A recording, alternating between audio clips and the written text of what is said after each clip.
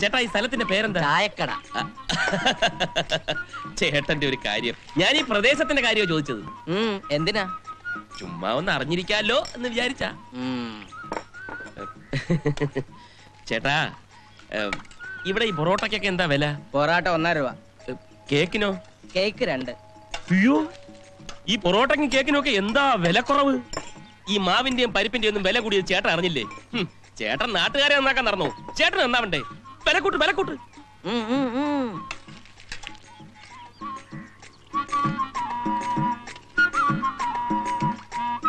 പിന്നെ ചേട്ടോ, ഞാൻ കുറച്ചാള് ഈ ചുറ്റുവട്ടത്തൊക്കെ തന്നെ ഉണ്ടാവും.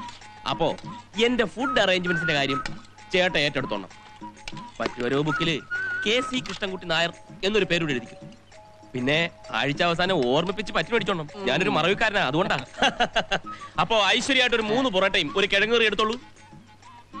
എടോ, തന്റെ ഈ ചുറ്റിപ്പറ്റിരിപ്പും പത്രവായനും കണ്ടപ്പോഴേ എനിക്ക് തോന്നിയതാ താൻ ആളൊരു ചുറ്റിപ്പാണെന്ന്. പോ. നെയ്യപ്പം അടയിരിക്കാം, ഒന്ന് പോടോ പോ.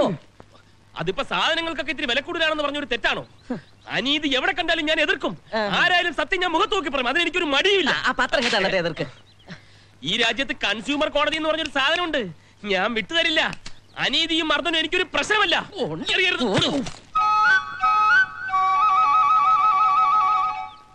ഈ രാജ്യത്ത് 1 രൂപ കൊണ്ട് ഒരു കാര്യവും ഇല്ല.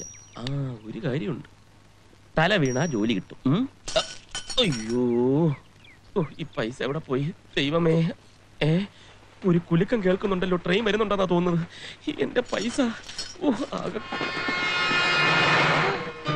അയ്യോ, തല പോയ ജോലി കിട്ടുന്നോ? എന്തൊരു മനുഷ്യൻ! അമ്മച്ചി,